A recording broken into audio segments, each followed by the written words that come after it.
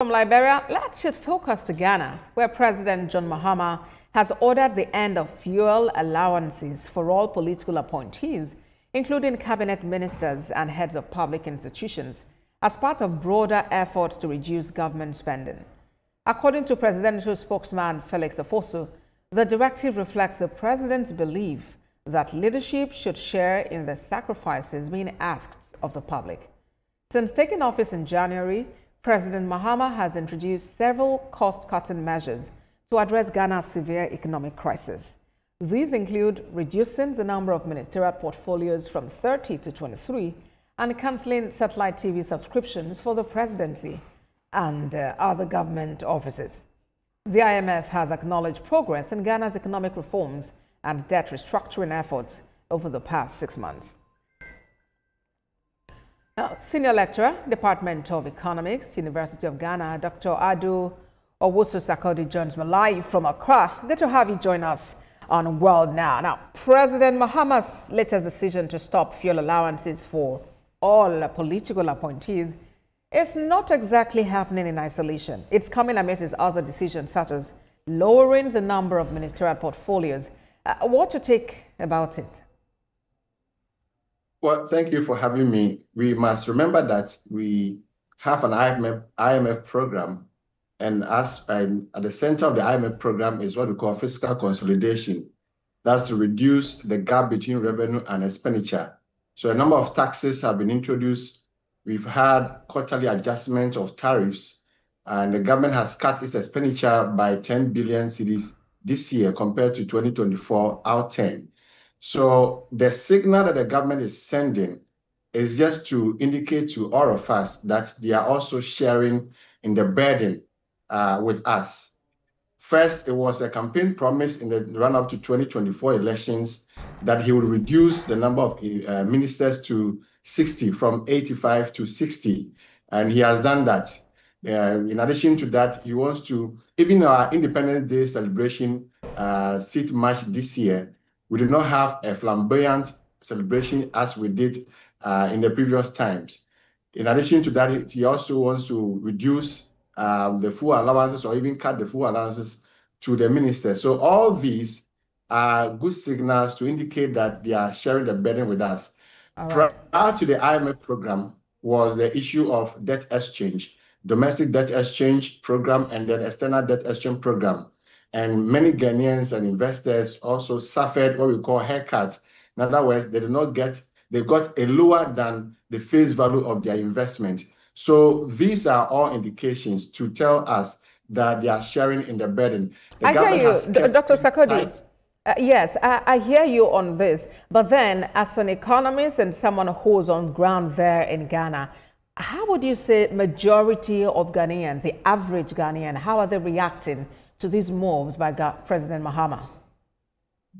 The reaction has been positive, as I indicated. Even if it's not about the amount saved, it's about sending a good signal, a good posture to Ghanaians that we are with you and sharing the burden. So it has been accepted widely by many Ghanaians. And as an economist, I think that we need to cut our coat according to our size. We need to reduce expenditure, manage expenditure. What we call expenditure rationalization is exactly what they are doing. I've gone through the 2025 budget and a number of good things in the budget. These are sending positive signals. You also read the IMF program. They have sung all kinds of praise songs to the government. They praise the government for continuing with the program, which was started by the previous administration. Dr. Sarkodie, so I'm curious, what more do you think that President Mahama must do at this time to put Ghana on a positive economic trajectory? Well, as I indicated in my earlier submission, that Ghana has an IMF program, and the IMF always comes here to review the progress of our economy. We started that program in 2023. It's expected to end somewhere in May 2026. So until then, it's all about the IMF program, staying committed to the IMF program. And in the program is what we call the fiscal consolidation. The government has kept things tight. We have seen our CD appreciating by 42.6%, our GDP growth rate has been one of the highest since 2022. That's 5.3%. Inflation has been trending downwards. The disinflation curve is steep, and so on and so forth. So the macroeconomic environment in Ghana today is favorable. Investor confidence has increased. Consumer sentiments are favorable. What is left is for us to build on this macroeconomic stability to transform the economy. And I was going there. Yes, you would quickly land on that. I was going to, jump on that sometimes you hear about these figures. The figures are doing well, but do they reflect in the lives of the average citizen in Ghana?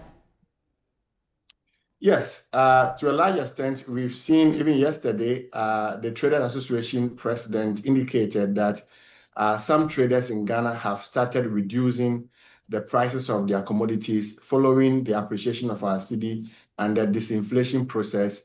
The transport sector, the government made appeal to the taxi and the trotro and the bus drivers to also reduce their fares. Some have responded positively. Some of the traders are saying that they have stock. So when they get rid of their stock, the new stock would, Ghanaians will buy the new stock with a relatively lower price. So the sentiments are good and the Ghanaians are responding, the traders are responding. So the average Ghanaian is far better today in terms of the cost of living. I would say that in the run-up to the 2024 election, the number one economic problem that we're being confronted with was the cost of living. And today, the cost of living is much, much better than it used to be in the year 2024. So the average Ghanaian is benefiting on the ground. Prices have been reduced, and we hope that this will continue. And I was going to say that we have to in about 15 seconds, Dr. Sarkodie, 15 seconds only.